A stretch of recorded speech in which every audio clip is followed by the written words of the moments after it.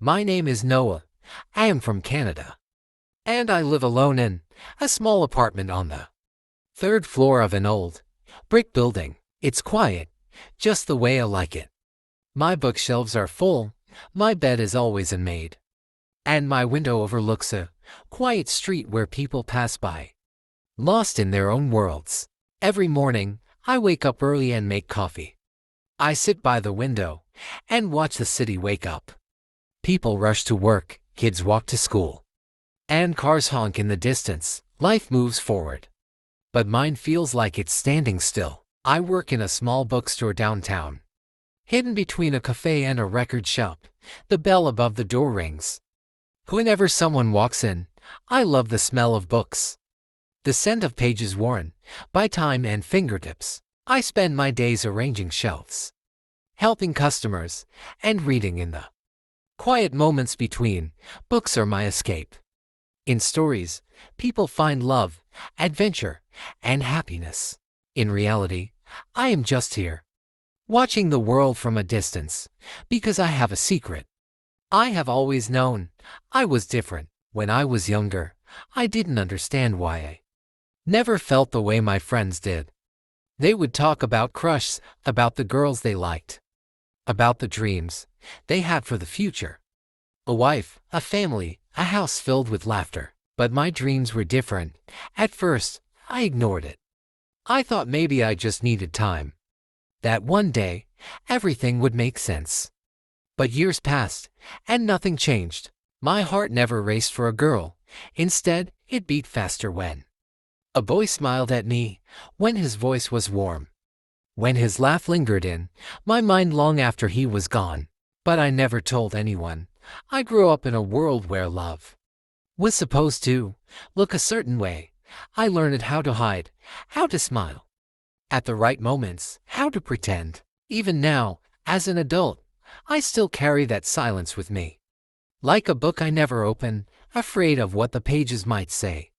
Then, one day, he walked into the bookstore. He had dark hair, warm brown eyes, and a quiet confidence about him. He wore a sweater that looked too big, like it belonged to someone else. He browsed the shelves for a while before walking up to me. "Do you have any recommendations?" he asked, his voice soft. I should have answered normally, but something about him made me nervous. I stuttered slightly, handing him a book I barely looked at. He smiled as he took it, his fingers brushing against mine for just a second. "Thanks," he said, his eyes lingering on mine. For a moment, longer than necessary. His name was Ethan. He came back the next week, and the week after that. Each time, he stayed a little longer and talked a little more. He asked about my favorite books, about what I liked to do outside of work. I found myself waiting for him, watching the door, hoping to hear the sound of the bell ringing when he walked in. But at the same time, I was afraid. What if he knew? What if he figured out my secret? What if I let my guard down and everything fell apart? So, I kept my distance. I laughed at his jokes. I answered his questions, but I never let myself hope for more. Then, one evening, as he was leaving, he hesitated by the door. "Noah," he said, his voice quieter this time. "Can I ask you something?" I nodded, my throat dry. "Are you happy?"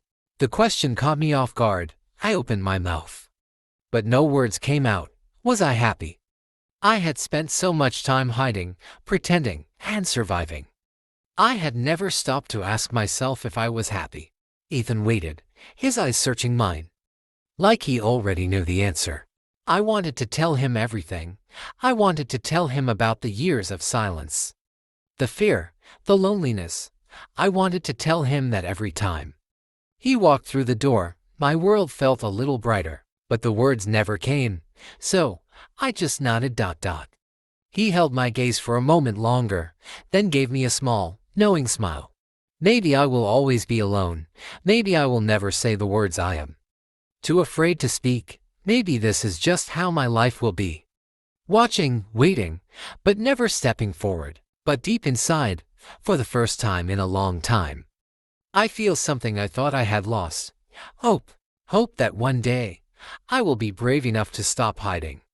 Hope that one day I can be myself. Don't forget to like, comment, and subscribe to my YouTube channel for more learning English with Zaira stories.